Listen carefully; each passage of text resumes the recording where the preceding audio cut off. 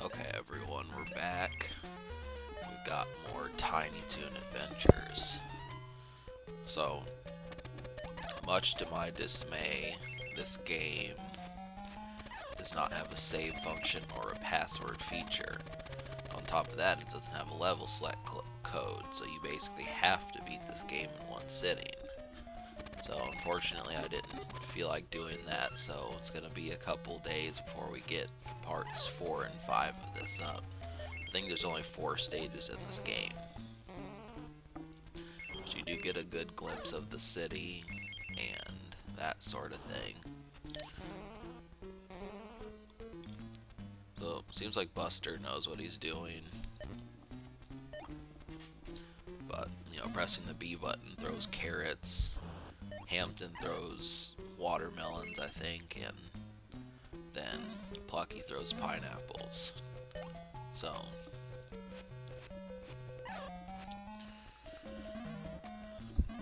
I was thinking about the Game Boy games that were the top selling on this machine, and some of these were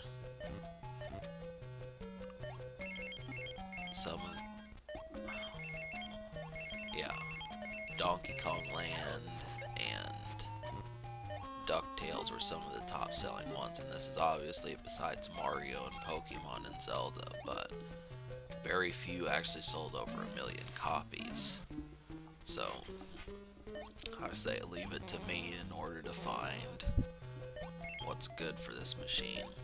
Now, obviously that's not true, because if you walk into a used game store, you're going to be finding games that are worth $15 and $25 and that sort of thing. I think Ninja Turtles is a $10 game. All of them are. Kirby's pretty expensive.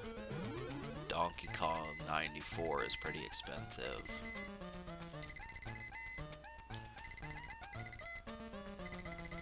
But so let's talk about the game a little bit, shall we? This is Furball, and you're gonna have to play hide and seek with him. So I had no problem doing that. You just have to figure out, due to his jumping pattern, which one he's likely to go to, and it's obviously the first one.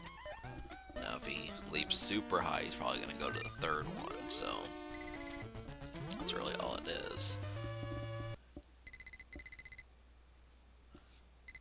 But I don't think these characters are featured when you go to Disney World. I think I was actually getting ready to talk about that. I was talking about how I liked the character Marvin the Martian, and when I went in somewhere, I think I went in 1997 to Disney World in Florida, I could not find that character there. They had all of them dressed up in those, human-sized suits, but he was the only one I didn't see. Obviously that character is a little bit more extreme to make just because of his helmet and that dress that he wears, but I do know that this is interesting. Well, there's just so many characters involved with that show. That's the thing, is, when you're an adult, you can kind of associate characteristics with them. Like, if you didn't know, Bugs Bunny is kind of he's a talker, and Daffy's kind of more of a energetic one. I haven't seen these shows since I was, 6, 7 years old, but these are just the sort of characteristics that these people have. Of course, I don't really remember what Porky Pig was like, so I can't tell you that one. But just the way that these shows go.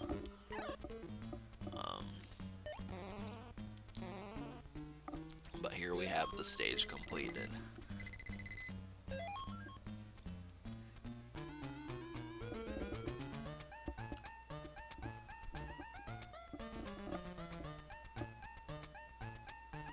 So yeah, speaking of cartoons, I did watch the Scooby-Doo movie not too long ago. I actually watched the second one, That was really awkward of a movie, but it was so there was so much nonsense in that movie that I mean, when you think about that sort of thing, there's just no. You try watching that movie when you're not in the age demographic, and it, especially if you're not a parent either. It's one thing if you're just a dad and you've got a kid who likes Scooby-Doo, but if you don't, um, it's just gonna be really. You have to exercise like not taking yourself too seriously, and I know some people still fall into that category. You'll only watch good movies. You're stuck in the Chicago movie era and that sort of thing, but this was fun.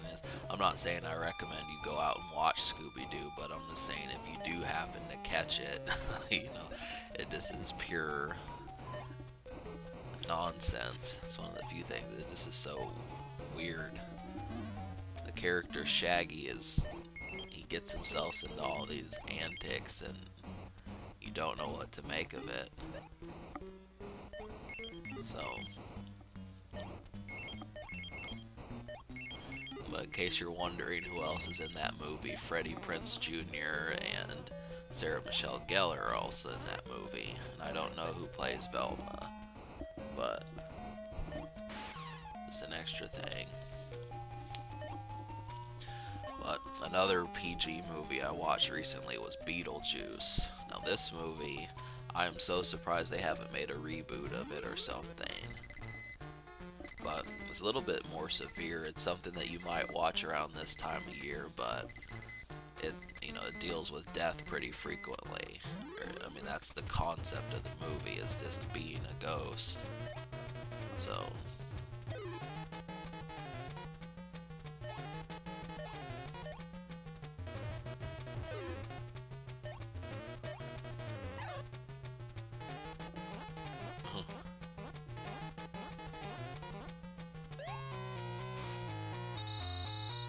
now,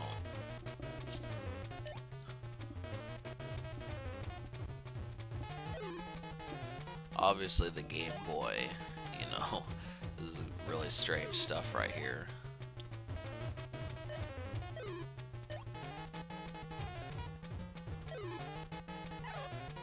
Takes more hits than he thought, huh? Definitely not the 3-hit spectrum.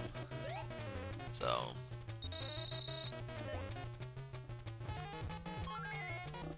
but yeah, I will say that Wario Land is probably the better game, but that's okay. This is just supposed to be a quick little jaunt. You're supposed to have fun with this experience. So, I'm not sure if you can get these seasons on DVD.